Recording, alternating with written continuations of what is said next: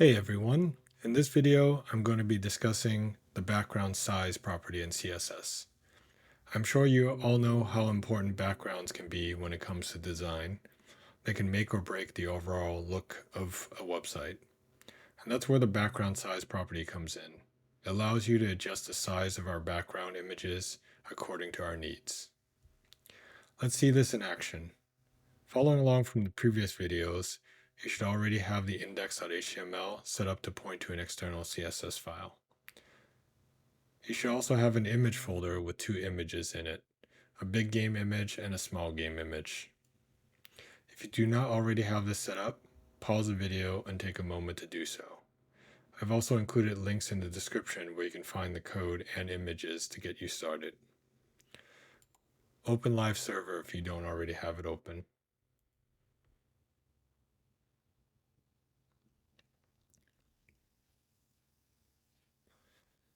Next, in the index.html file, let's add a few elements to the body. First, the h1, let's say background size. Then let's add a div. Give this an ID of big game image. And here, paragraph of big game image. Then add another div. Give this an ID of small game image. Paragraph, small game image. When set to a background size of cover, it looks blurry because of the original image size.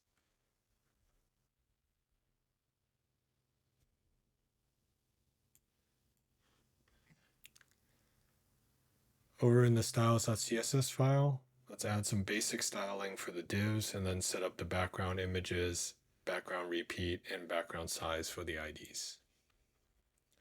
So for the div, let me give it a height of 300 pixels, text color white, border 2 pixels, solid yellow. And for the big game image ID, give it a background image pointing to the big game image.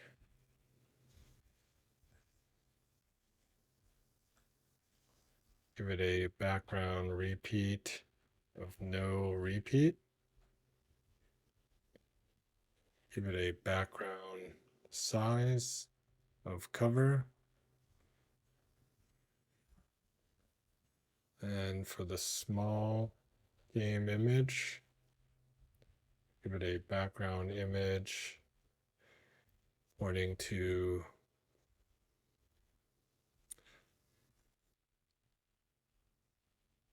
the small game image. And I'm going to give it a background repeat of no repeat. And then a background size of cover.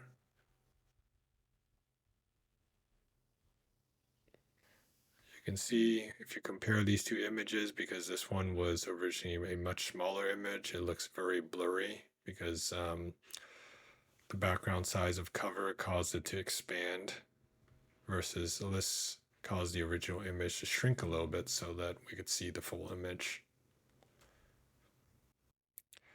And that's the background size property in effect. It's a great way to adjust the size of our background images to fit our needs. Whether we want the image to cover the entire element or to fit within it, the background size property has got us covered. Thanks for watching. Be sure to check out the description for additional resources. I hope you enjoyed this video and learned something new. Don't forget to like and subscribe for more videos like this. If you have any questions or comments, please leave them below.